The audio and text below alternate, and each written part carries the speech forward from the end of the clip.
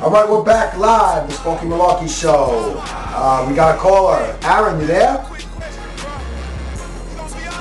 Can you hear me, Aaron? Yeah, I hear you. I got you. Hey, how's it going, man? Good to talk to you. How you been? Good, brother. Very good, man. Very good. Thinking about you, man, down here in Miami.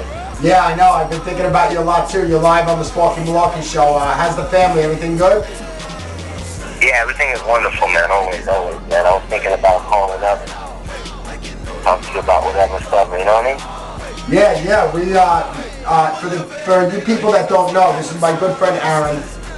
We ventured in music businesses and a lot of things, and our latest venture, our latest venture we've been talking about is a life coaching business for people that could use advice and help and just to get things off their chest and bounce ideas, whether it be financially, emotionally, life-wise, whatever else. But again, for those of you that don't know, Aaron is a very talented musician. You're not going to find him at Best Buy, his albums. His stuff is a little more complicated. Very, very passionate street rhymes from the hood. So how's everything, man?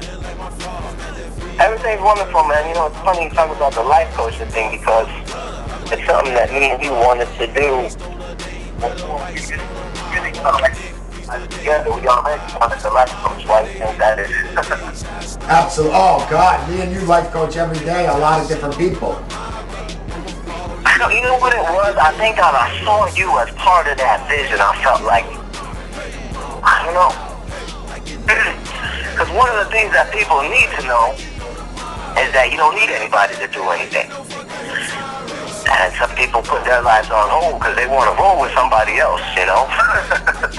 Aaron, it's funny you laugh after you said that because I did that, bro. I did that for 20 some odd years thinking I needed someone to believe in me and take me to the show, not knowing that the only person I needed to take me to the show is right here, me.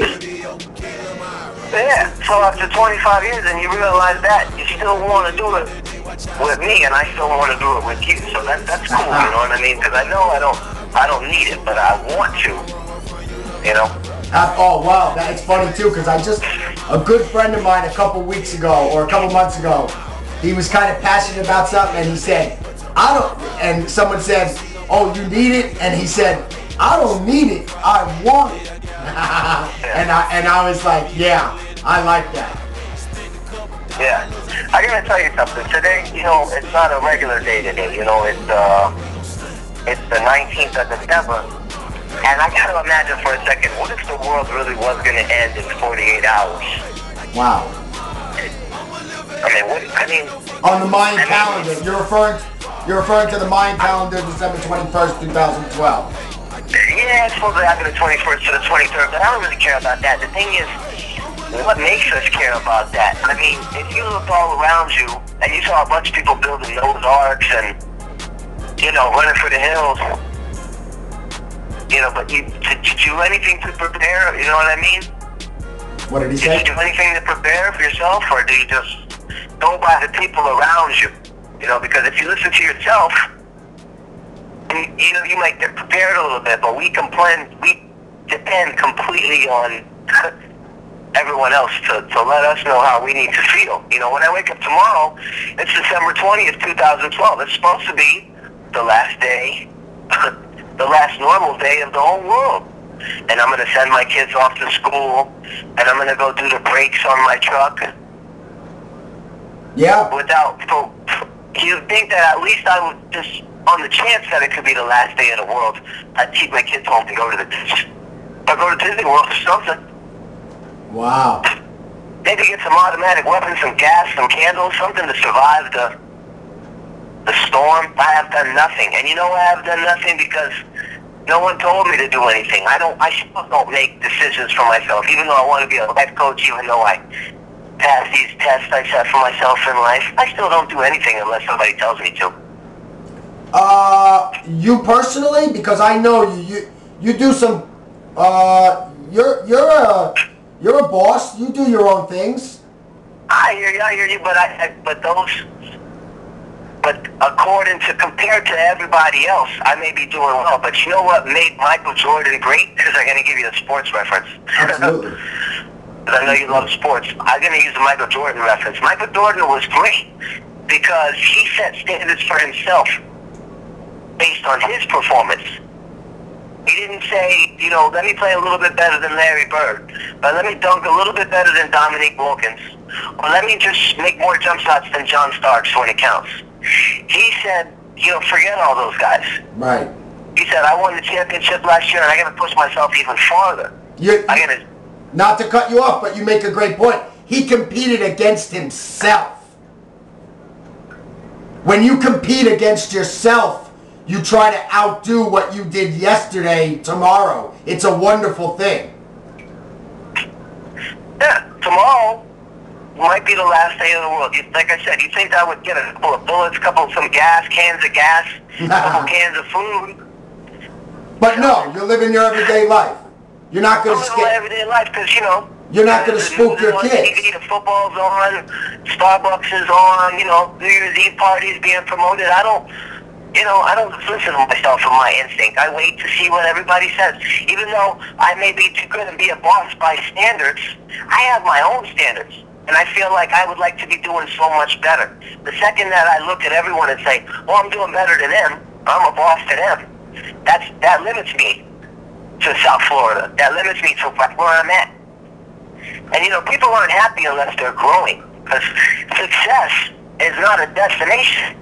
You don't get there and call your dad from there and say, hey, I'm not success. I'm here. You know, it's the journey, man. And I could give you 6 championship rings. I could give you Jordan's championship rings.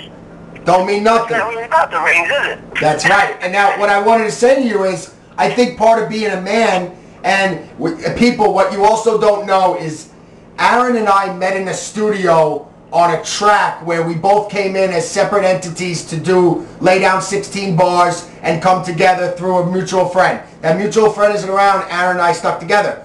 I became a chef in the back of a restaurant called Mamma Mia's in Hollywood, Florida, Joey Franco style. Aaron had been there for like 7 years. He showed me the ropes. The point is me and him have been through hellish work days together, 12 hours on a Thanksgiving, on a Mother's Day. So me and him have grinded it out in the world out there. Now what I wanted to say is, a year ago or so, Aaron said to me, you know, you got to be a man. And not talking about me or him, in general, you got to be a man. And I think that's what you're talking about, Aaron, is if you were to get spooked and start filling up gas cans and telling your kids they couldn't go to school, you'd start spooking the family. You'd start spooking the herd. So you're being a man, and tomorrow you're going to get your kids up, you're going to wipe the crust out of their eyes, and you're going to send them off to school like a man does. Well, I think the truth is, I mean, those are all part of it. But the truth is about the whole thing is that I think that I don't make preparations because I don't want people to think that I'm weird. I'm worried about what people think. Right.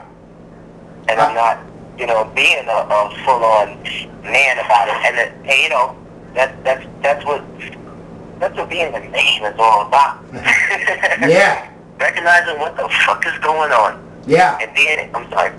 That's okay. It's all right. Let it out. It's passion. We'll pay for it.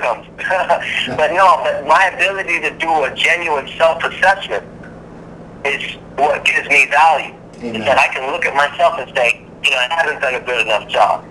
You know, when you do the best you can, and you look around and say, oh, I did the best I can. So, but a real man takes responsibility. A real man says, you know what?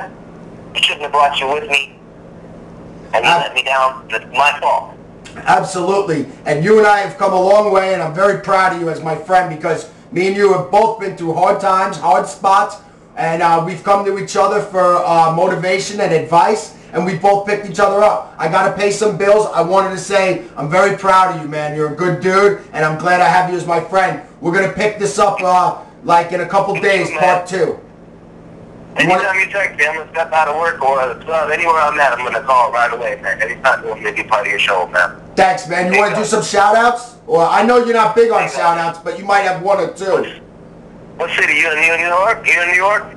I'm in New York. You want to do some shout-outs? I want to say what's up to my man Matt out there in Staten Island. I want to say what's up to